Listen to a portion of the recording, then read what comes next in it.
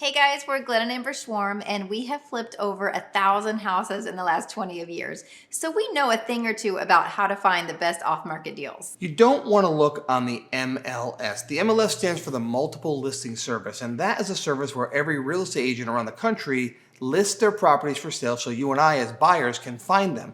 The problem with that is everybody has their eyes on the MLS all the time for good deals. So the minute one pops up, You have too much competition. Yeah, everybody's out there going for the same deal. Many years ago, I was in a training, and I remember sitting there, and the guy was not a very good speaker, and he said, if the name's on a list, the deal don't exist. And I thought, that's a horrible grammatical sentence, but it made the point that if it's on the open market, that's not where you want to look. Over the last 20 years of flipping over 1,000 houses, and still 100 houses a year to date, what we have found is there are 10 Ds of motivated sellers. There's 10 areas where you can find motivated sellers, because motivated sellers is where money is, because you want to minimize your competition. And when you find off-market deals, they're not on that open list, there's going to be either no competition or very little competition for you to buy a deal and make a lot of money and put that in your pocket. If you're out there competing with every other person, you're not going to get the best deal. So you really want to focus and hone in on how to find the best off-market deals and what types of people those are that are selling the houses. And I'll warn you up front that sometimes people claim, oh, you're just an ambulance chaser, because some of the Ds do involve some traumatic experiences for people. But the truth is, those people have to sell for one reason or another. So whether you buy it or whether somebody else buys it, you're really providing a service for that person. You're not doing a disservice. You're helping them out of a situation that they have to get out of. So reframe it in your mind, flip that narrative on your thoughts, and go find the best deals. So let's dive into what we have determined are the 10 Ds of motivated sellers. So the first one is death. And nobody wants to talk about death, but it is a fact of life. We live and we die. So many times when somebody dies, they have a piece of real estate or a piece of property that the family then has to deal with and do something with. So you can come in and help them make that process very, very simple. One of the things that we do is, we tell people, take what you want and leave the rest and we'll deal with it. So death is the first one. Next is disease. Unfortunately, people get sick. And when people get sick, a lot of times there are medical bills that are associated with that. So some families can't afford to pay the medical bills, and they're forced to sell their piece of property to get the cash out to pay those bills. So when you find somebody who's in that situation, you can buy the house from them so they can get their equity out of the house and they can then pay their bills. So you're helping people through that situation, but people that are sick or have disease that come on them, that can bring other financial hardships, and that creates an opportunity for you to be able to help them. So divorce is the next topic. Again, not something fun. You're probably kind of getting the thread here that a lot of these topics are not happy topics, but we're both divorced. Not from each other. It happens though, even to the best of us. So more than likely, one person's not going to stay in the house. A lot of times they have to sell the house, and they want to do it quickly. So that's definitely another avenue. Next is delinquency. Delinquency means they've fallen behind in their bills. The current homeowner has fallen behind in their bills, in their tax bills, in their mortgage bills, whatever bills that might be that could put liens on that property.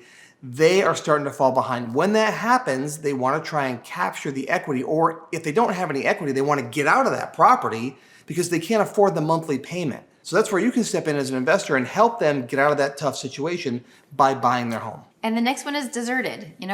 It sounds weird, but there are people that just leave their house and it just goes vacant for years and years and years on end. We've bought houses for $1 before, simply because the people don't want to pay the taxes on a deserted house that was in a neighborhood they didn't care for. So those deals are out there. The next D of motivated sellers is downsized. Downsize could be two things. Number one, there are people that have homes that they have to downsize to. Maybe their kids have left the house and they want to downsize. They want to get rid of their house. They don't want to fix it up, and they just want to sell that house. That's one way of being downsized. The next way of being downsized is a forceful downsize in someone's job.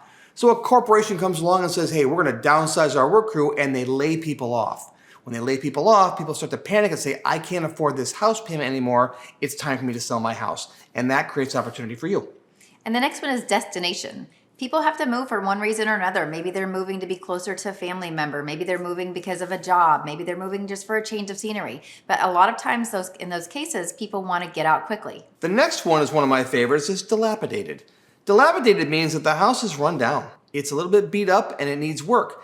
And these homes happen usually because people can't afford to keep up with regular maintenance. If they can't keep up with the regular maintenance, what happens is those maintenance items that you should do every year or every few years start to get worse. Paint on the house, windows start to crack, things start to break and they don't fix things. A little bit of rot here, they don't cover up a piece of siding and that turns into a major problem. They were simple things that happened years ago that they didn't deal with, and that created a major problem, and it made the house worth less money, and that dilapidated piece of property becomes a real burden for some people. And again, as a real estate investor, that creates opportunity for us to step in and help them by buying that house, creates opportunity for us, and helps them get out of a house they probably can't afford to live in.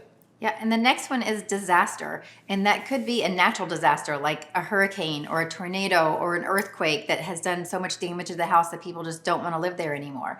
Or it might be something like a fire or a flood. And sometimes with those, that is actually a disaster. It might happen to an area. Right. Where we are in Florida, there's an area that happened about 2 hours from here. There was a major flood that happened. Major hurricane came in. And that creates a disaster area. And in those areas, people are grabbing those houses up like crazy because there's opportunity right now to buy those houses.